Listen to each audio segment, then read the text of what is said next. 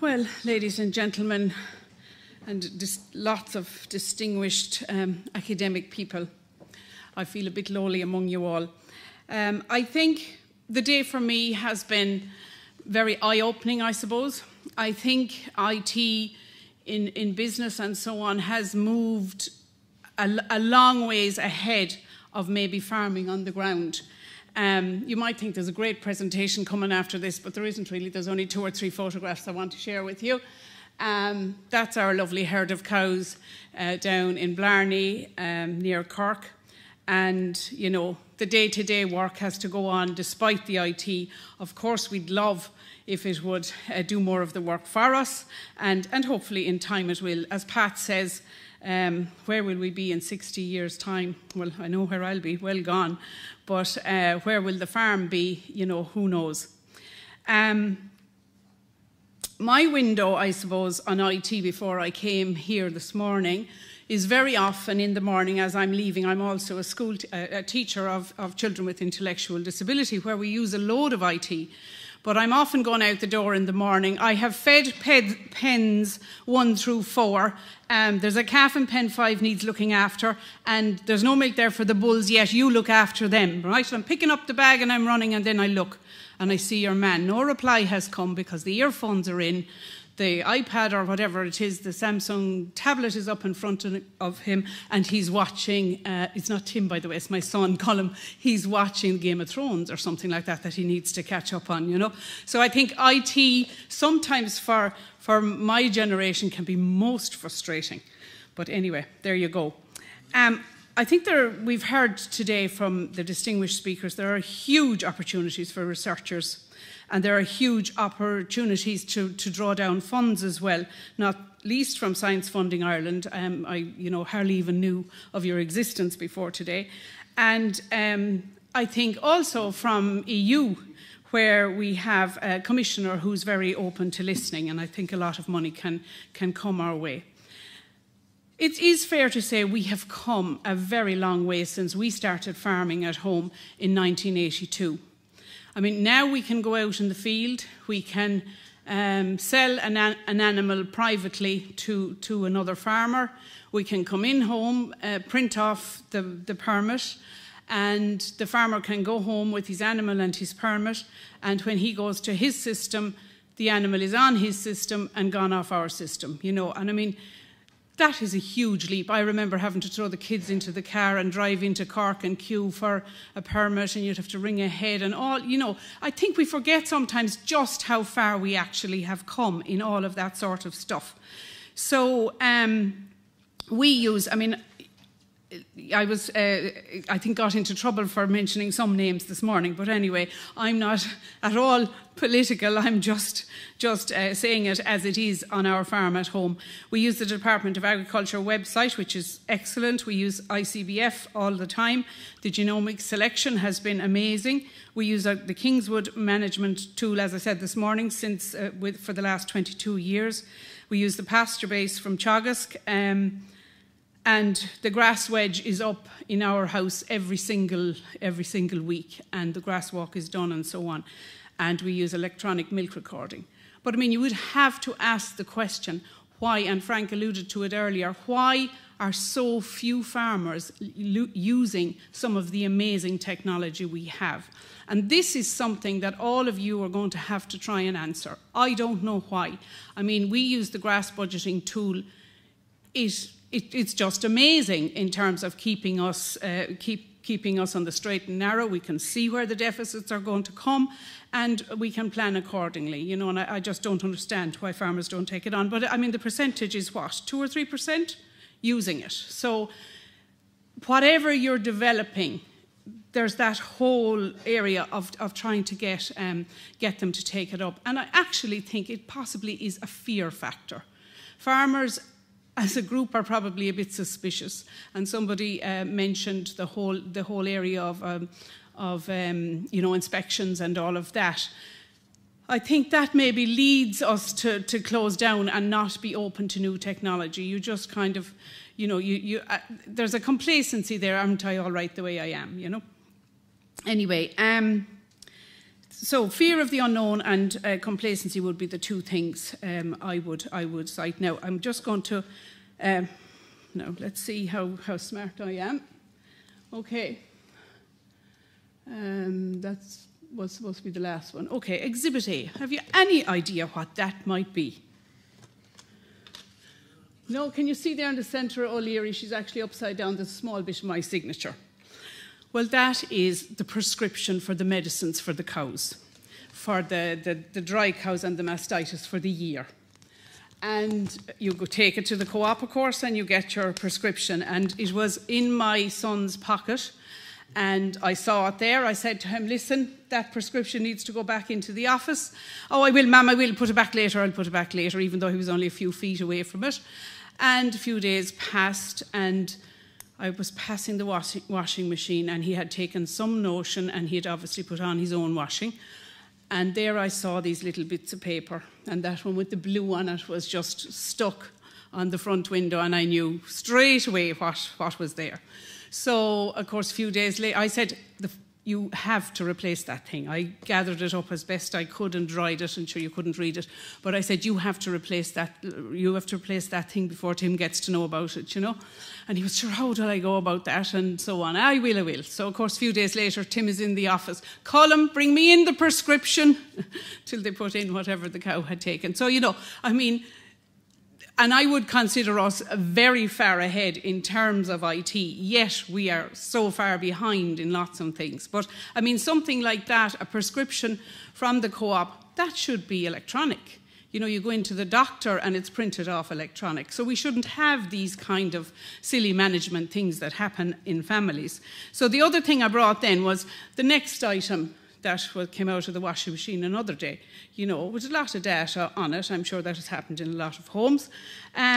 So it's just about that data protection thing. And I think that's where farmers come from, in a sense. A lot of them would, I write a column in the Farmers' Journal, and farmers would often write to me long letters, and on top of it would be, I don't do email. You know, and where are you at if you don't do email? But that is the reality that we're dealing with a large cohort of farmers. They are older, they haven't embraced the technology at all. So how to bridge, you know, what I'm hearing today, you've all gone very far ahead. The layer of cooperatives and feed companies and so on that are all servicing farmers have all moved to a great level of technology. But how do we bridge the gap between that and the farmer on the ground? So what I'm saying to you is there's a huge level of training required. And I mean, I would see a huge role for WIT in that sort of thing. Training for older farmers, just to get them up to speed with that sort of thing, and I think they will come along with the whole new area then. The other, right, okay, and there it is in the packet, and there's the fella being washed, and now that's the next thing. Many of you will recognise that. Any farmer that's there anyway should recognise it. Anne is nodding her head down there. There's a nice new one. The Animal Events Recording Book, right, from ICBF, or the Herd Plus one as we have now. And I can tell you that is the most valuable tool that we have on our farm, without a doubt. If it went missing, we'd all be dead, right? And you can see that's from new to old, okay? Now, there are 3 of us working out of that book, and there was a whole drawer of them. There's our data protection, right? Tim can go back to whatever year. I pulled out the drawer this morning at 6 o'clock, and I just took a photograph of it, and there it is. You know, so when you're trying to tell a farmer then that everything should be up on computer or whatever, and he knows he has them all in the drawer, it's just to bridge that gap. So anyway, my suggestion before I came here today, this is probably the most important animal, the small one, on our farm, right? That have been born over the last number of weeks. There were 3 of us working on the farm, my husband Tim, myself, and our son Colm, who's the main manager. So you come upon a calf, and this calf has to be tagged and has to go into the system, Now, we all need to be able to do that. We're all not there together. So this little book is what happens. Cow so-and-so had a heifer calf this morning. It's written in here. Now, I cannot understand, actually, that this book isn't on an app on the phone. And I'm going slightly against what Pat has said now about the phone and the safety. But I think farmers have their phone with them all the time. Young farmers are non-stop on the smartphones. And we all have them. And I think if we had an app that had this little booklet with all the input on it, that I could input, cow so-and-so had her calf, right? And when I put in that, it comes up wherever now. I don't understand the cloud or the whatever. Wherever it comes, that it appears on Colm's phone and Tim's phone as well. And they know I've inputted that calf. And it would save so much work. And yes, we have wet fingers and big fingers and all that, but you can do that out in the field and you can do it very quickly. And the funny thing that happened to us this year, between myself and Colm, obviously there are cows you'd want to have heifers and so on, I found I was using Snapchat, right? So I met the cow in the shed with her calf, I took a Snapchat, I sent it to Colm, 408 heifer. That was it.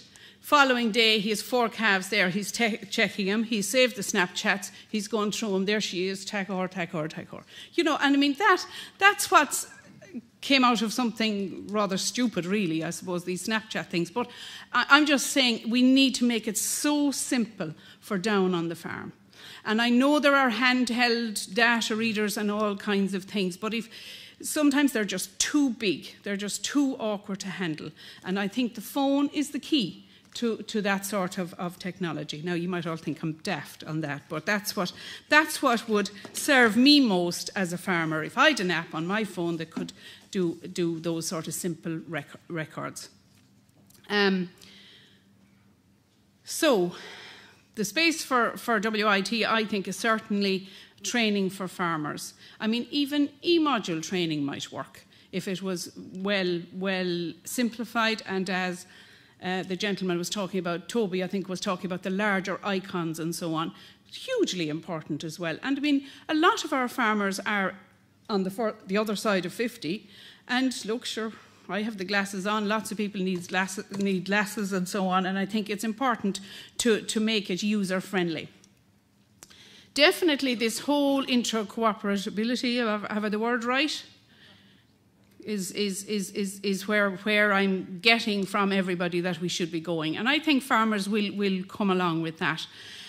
But it is a space that will demand trust from all the stakeholders to make it a reality. And I think we'll just have to foster it, and we'll just have to keep chipping away at it.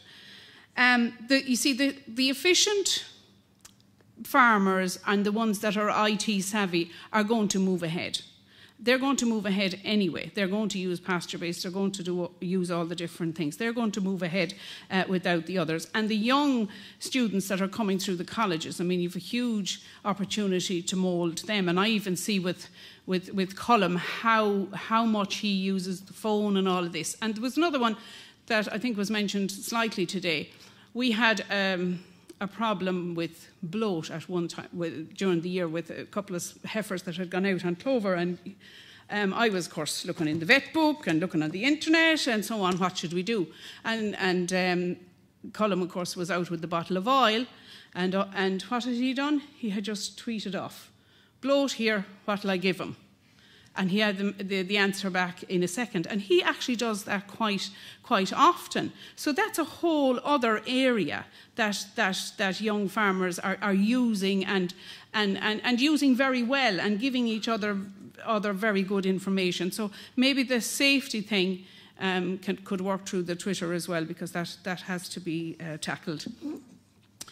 So I think one of the elephants, of course, in the room that I never heard mentioned at all today was broadband and the rollout of broadband to rural areas. I mean, we have improved in our area now, but all of last year, Tim would have to get up at 6 o'clock in the morning to be in that space between 6, 7, 8 before things would get busy and before the thing would crash and before you couldn't even read an email. So an awful lot of rural Ireland and I mean, we're only 5 miles from Cork City, does not have adequate broadband. And I think until that is actually tackled, you know, farmers, a lot of farmers would say to me, sure, I don't have broadband, so I can't use those things, you know. So that is a thing that we have to keep pushing all the time. I suppose to end, I think this is a hugely exciting phase.